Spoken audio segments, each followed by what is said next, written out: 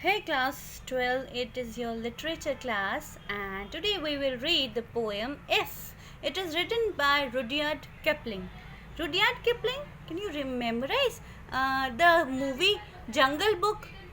The Jungle Book is written by Rudyard Kipling, and this is the introduction to you of the poet.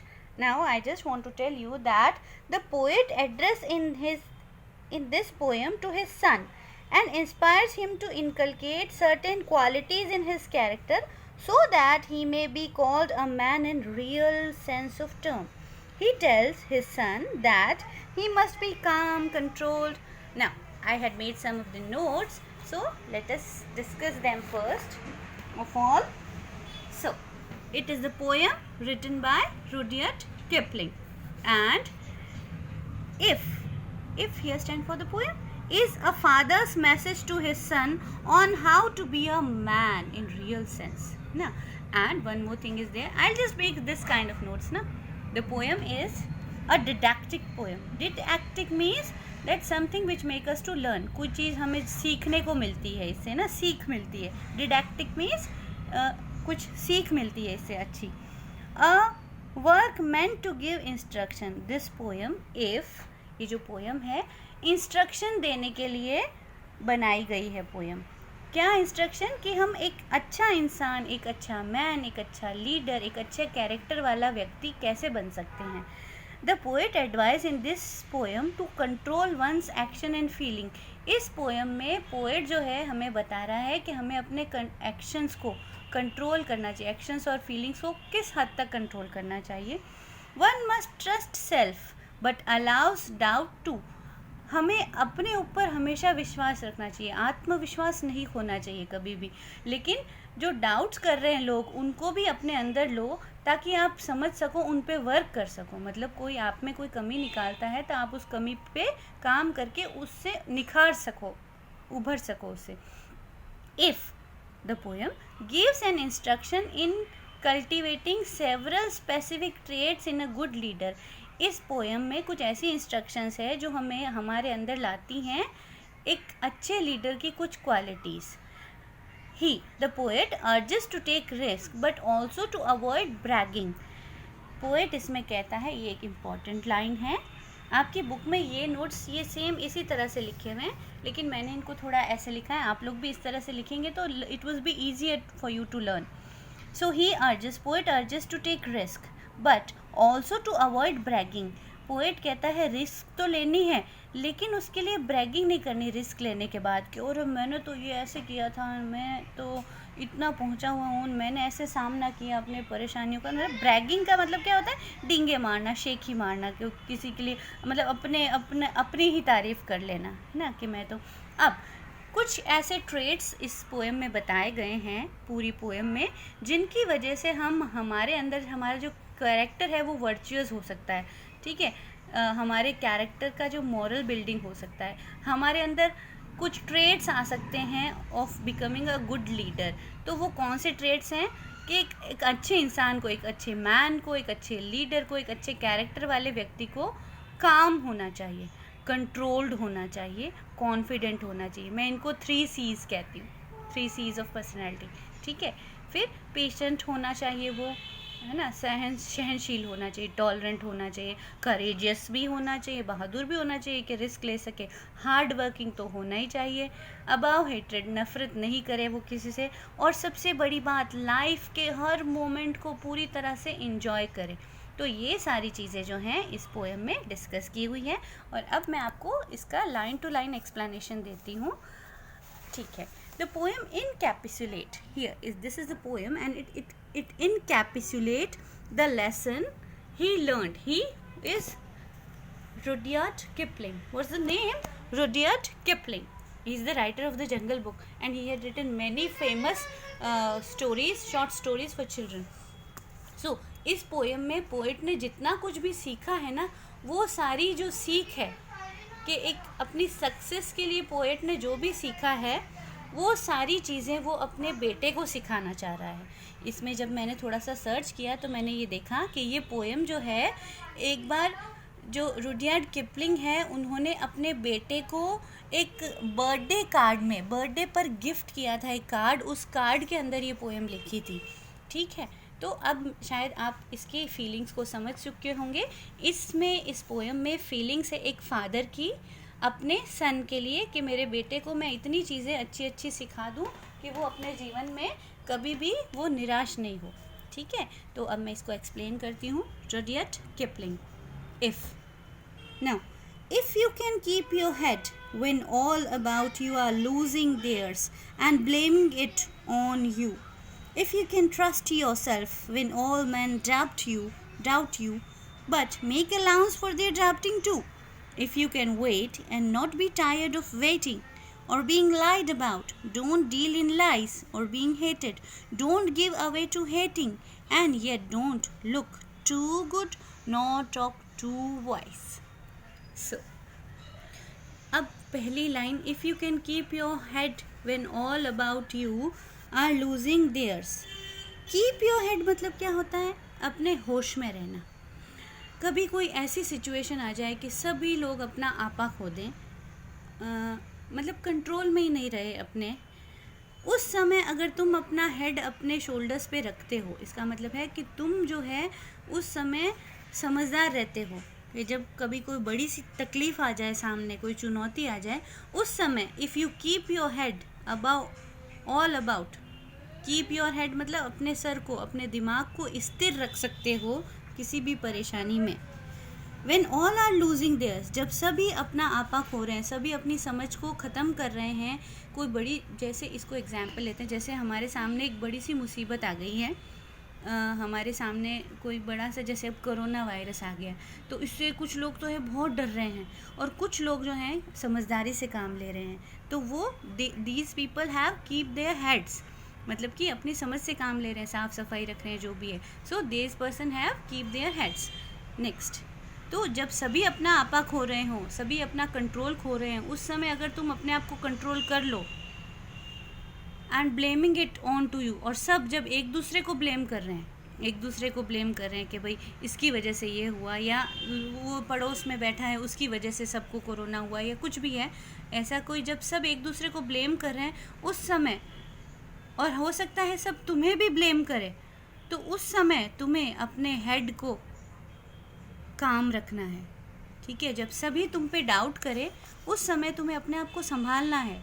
If you can trust your self, अपने ऊपर विश्वास रखना है। When all man doubt you, जब सभी लोग तुम पर शक कर रहे हों, तुम पे उनको शक हो, तो तुम्हें उनके ट्रस्ट को, अपने ऊपर ट्रस्ट रखना है।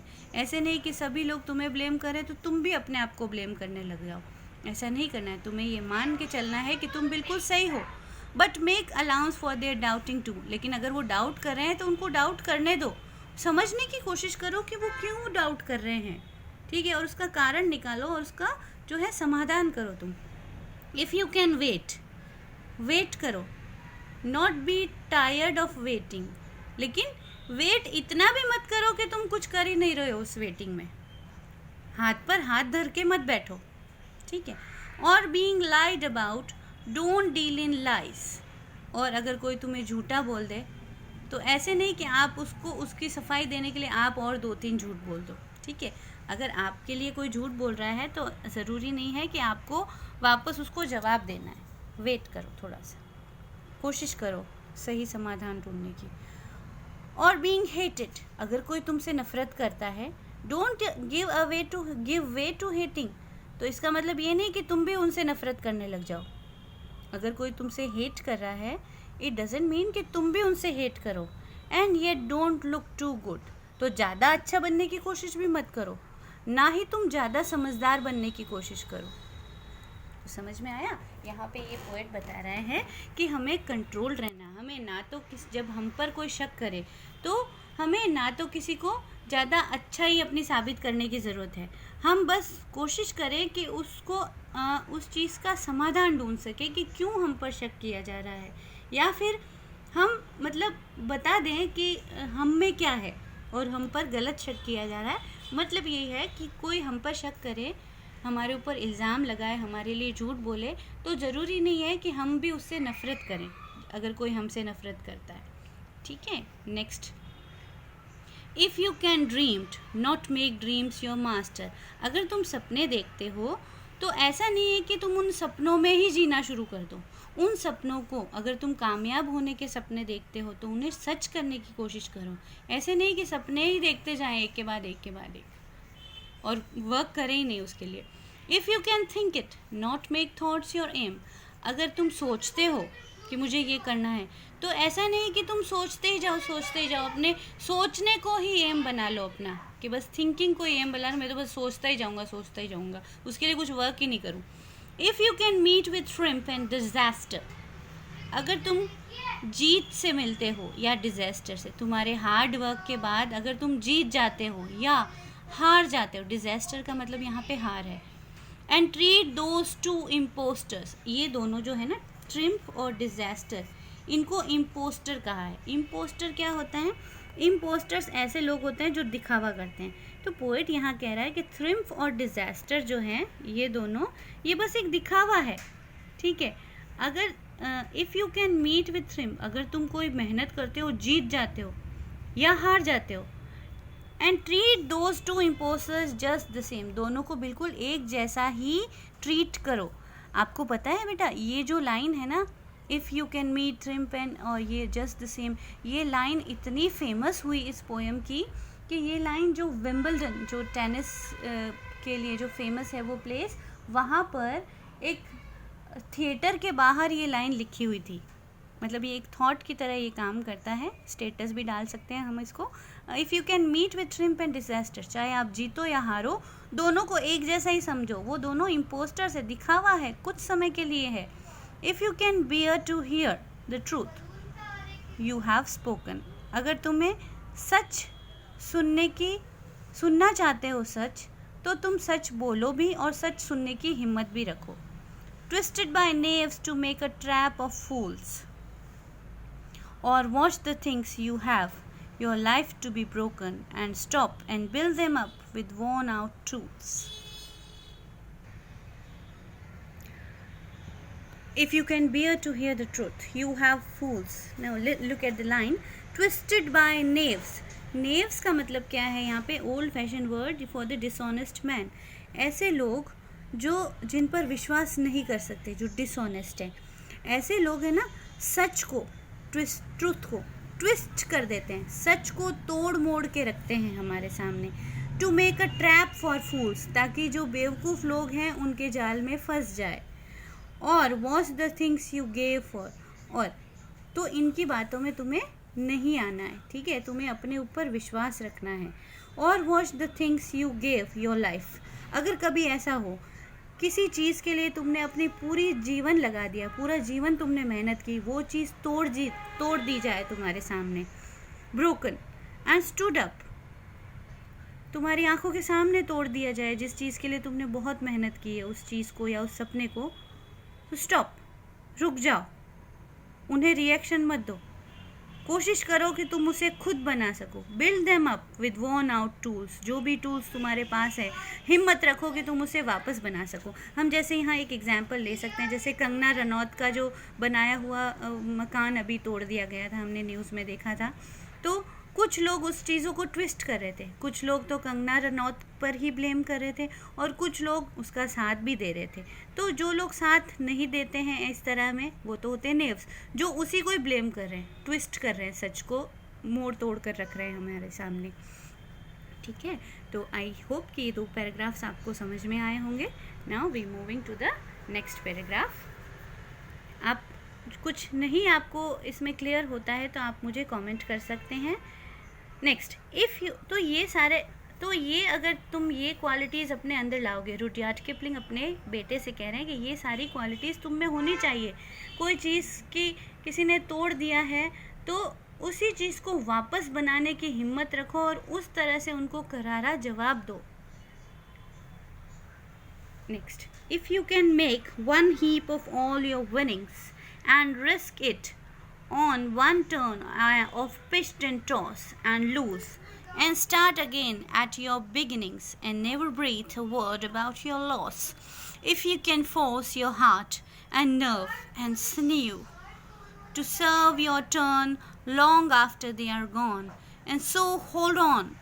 When there is nothing in you except the will which says to them, hold on, hold on.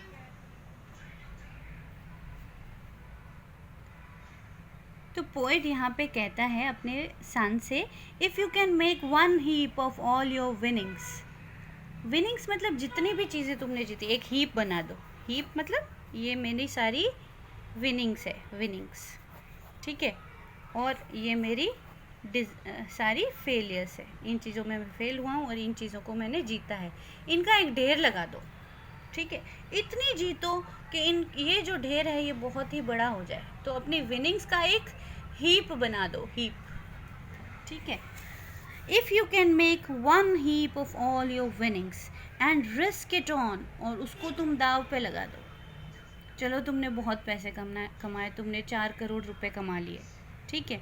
उन 4 करोड़ रुपयों को तुमने फिर से काम पर लगा दो, नया काम शुरू कर दो, रिस्क लो. ये in one turn off pitch and toss. Pitch and toss मतलब हार भी सकते हो तुम, जीत भी सकते हो. तुमने अपने सारे पैसे लगा दिए, तुम जीत भी सकते हो, हार भी सकते हो. पिच एंड टॉस वाला मामला हो गया. एंड लूज, और फिर तुम हार जाओ, सारे पैसे चले जाएं. स्टार्ट अगेन, फिर से शुरू करो. एट योर बिगिनिंग्स, शुरू से शुरू करो फिर से. And never breathe a word about your loss. कभी मत कहना कि मैं हार गया, हालांकि तुम हार चुके हो. लेकिन अपनी सांस, कभी भी ऐसी सांस मत निकालना अपने मुंह से, मतलब कि कभी भी तुम ऐसे मत बोलना कि मैं हार गया हूँ. नहीं हारोगे तुम. If you can force your heart and nerve, अगर अपने हार्ट को थोड़ा सा दबा के रखोगे, फोर्स रखोगे, नर्व्स अपनी नसों को दबा के रखो, काम करते रहो. एंड स्नीव मतलब आहें भरना. यूँ, अरे यार हार गए, शिट,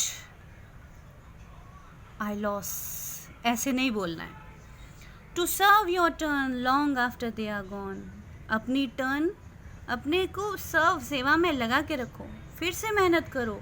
तुम्हारी सारी कामयाबी का जो ढेर है तुमने दाव पे लगा दिया और उसको भी तुम हार गए, फिर भी लगे रहो. And so hold on when there is nothing in you. और जब सब कुछ तुम ख़त्म भी कर दो, एक्सेप्ट द विल, फिर भी तुम्हारे अंदर एक विल रहनी चाहिए, हमेशा इच्छा रहनी चाहिए. यहाँ विल क्या होता है? इच्छा शक्ति. मतलब अपनी जो इच्छा है ना वो ख़त्म नहीं करनी चाहिए कि मुझे और करना है. Except the will which says to them. अपने अंदर ऐसी इच्छा रखो जो उन्हें कहे, hold on my turn is left. अभी मेरी बाकी है, होल्ड ऑन, रुक जाओ, मुझे भी टाइम दो अपना, ठीक है. तो मतलब क्या है यहाँ पूरे पैराग्राफ का, कि जो सारा तुमने जो कमाया है वो सब अगर कभी तुम खो भी दो तो उसके लिए दुखी मत हो, हिम्मत रखो उसे फिर से बनाने की. और वो कैसे होता है? इच्छा शक्ति. कहते हैं ना, मन से हारा हुआ आदमी कहीं नहीं जीत सकता, लेकिन जिसने अपने मन को ऐसे लगा रखा है कि मुझे तो जीतना ही है, तो उसको कोई भी नहीं हरा सकता है, ठीक है. तो जैसे मैं अपने बच्चों को ऐसे ही कहती हूँ, कभी भी डर लगता है या कुछ भी होता है तो मैं कहती हूँ, वो याद है ना क्लोजअप वाला, स्माइल करो और शुरू हो जाओ. तो मतलब कितना भी मुसीबत आ जाए, कुछ भी हो जाए, उससे उभारो अपने आप को, हिम्मत रखो, स्माइल करो, शुरू हो जाओ, फिर से स्टार्ट करो. And tell everyone that hold on, मेरी टर्न बाकी है अभी. Now I think you got it. Now let's see the last paragraph. अच्छी है पोएम, बहुत अच्छी लगी मुझे, बहुत इंस्पायर किया इसने. If you can talk with crowds and keep your virtue, और walk with kings nor lose the common touch. Kings nor lose, ये किंग्स और नॉर जो है ना ये अलग है words. Kings nor lose the common touch. If neither foes nor loving friends can hurt you, if all men count with you but none too much, if you can fill the unforgiving minute with 60 seconds worth of distance run, yours is the earth and everything that's in it, and which is more, you will be a man, my son. That's it. What are the lines? Now, if you can talk with crowds, अगर कभी तुम जीत जाओ, तुम्हें कामयाबी मिल जाए बहुत, और crowds में चल रहे हो, तुम भीड़ में चल रहे हो, भीड़ में खड़े हो बिल्कुल मेन, कीप योर वर्च्यू, अपने अंदर जो है ना समझ रखो, घमंड मत दिखाओ अपना। अगर तुम जीत गए तो ऐसे नहीं कि तुम घमंडी हो जाओ, तुम प्राउड करने लग जाओ अपने अंदर, ऐसा नहीं करना है। और वॉक विथ किंग्स, कभी अगर तुम इतने कामयाब हो जाओ कि तुम राजा की तरह चलो या राजाओं के साथ चलो, not lose the common touch, अपना कॉमन वाला टच मत छोड़ना, जो कॉमन मैन वाला जो हिसाब है। मतलब कि कितनी भी कामयाबी मिल जाए, तुम्हें अपने अंदर जो वर्चू है कि मैं एक आम इंसान हूँ और मैं नीचे से ऊपर उठा हूँ, इस चीज़ को नहीं भूलना है। मतलब कि घमंड नहीं आना चाहिए जब हम कामयाब हो जाएं। इफ़ नाइदर फोइस, फोइस का मतलब होता है दुश्मन, enemy. If neither foes nor your loving friends, ना तो तुम्हारे फ्रेंड्स या तुम्हारे दुश्मन तुम्हें हर्ट नहीं कर पाए। If all man count with you, सारे लोग तुम्हारे साथ हो जाए, तुम्हारे फॉइज और तुम्हारे फ्रेंड्स दोनों, दुश्मन भी दोस्त भी, बट नन टू मच। तो इसको ऐसे नहीं सोचना है कि अब बहुत हो गया, मैंने बहुत कर लिया और मैं अपना काम करना बंद कर दूँ। If all man count with you, अगर हर कोई तुम्हारे साथ हो जाए और तुम भी हर किसी को एक समान समझो, तुम्हारा चाहे फ्रेंड हो चाहे फॉय हो, एक समान समझो। लेकिन किसी को ज़्यादा भी अपने मतलब ज़्यादा भी किसी को ऐसे अहमियत देने की ज़रूरत तुम्हें नहीं है, एक समान समझो। If you can fill the unforgiving minute, माफ़ कर दो उन्हें। और अगर तुम एक भी मिनट अपना वेस्ट नहीं करते हो, एक मिनट मतलब कि 60 सेकेंड्स में से एक सेकेंड भी अपना वेस्ट नहीं करते, worth of the distance run, बस उसमें लगे रहो, काम करते रहो। और सबसे ज़रूरी बात, जो भी चीज़ है, जो भी कर रहे हो तुम, उसे पूरा इंजॉय करो। हर सेकेंड को, हर पल को, हर मिनट को तुम इंजॉय करते रहो। तुम मेहनत कर रहे हो उसको भी इंजॉय करो, तुम घूम रहे हो दोस्तों के साथ तो उसका हर पल तुम इंजॉय करो। तुम अगर अपने परिवार के साथ हो तो हर पल उसको अपना मतलब हर चीज़ को तुम इंजॉय करो। लाइफ को इंजॉय करना भी बहुत ज़रूरी है। योर्स इज़ द अर्थ, अगर तुम ऐसे बन जाओगे, जो भी चीज़ें इसमें बताई है ऐसे अगर तुम बन जाओ, मैंने एक शॉर्ट यहाँ भी लिखा है that enjoy life in the fullest, ये सारे नोट्स जो मैंने बनाए हैं, अगर ये सारी क्वालिटीज़ तुम्हारे अंदर हो जाए तो मेरे बच्चे, यहाँ पे पोइट अपने बेटे को कह रहा है, then my son and which yours is the earth, पूरी दुनिया तुम्हारी है, and everything that's in it, और जो भी चीज़ें इसके अंदर है वो सब तुम्हारा है, and which is more you will be my man, और सबसे बड़ी बात, ये सब आ गए तो तुम एक मैन बन जाओगे, अच्छे इंसान बन जाओगे, माई सन। So these are the things I also want that my children should virtue with all these things. और ये सारी चीज़ें, ये मेरे कुछ नोट्स हैं, आप चाहें तो इनको कॉपी कर सकते हैं। एंड आई होप कि ये पोएम आपको समझ में आई होगी। Have a nice day children and learn more, study more, and if you found any doubt just tell me, and don't forget to like and subscribe English book.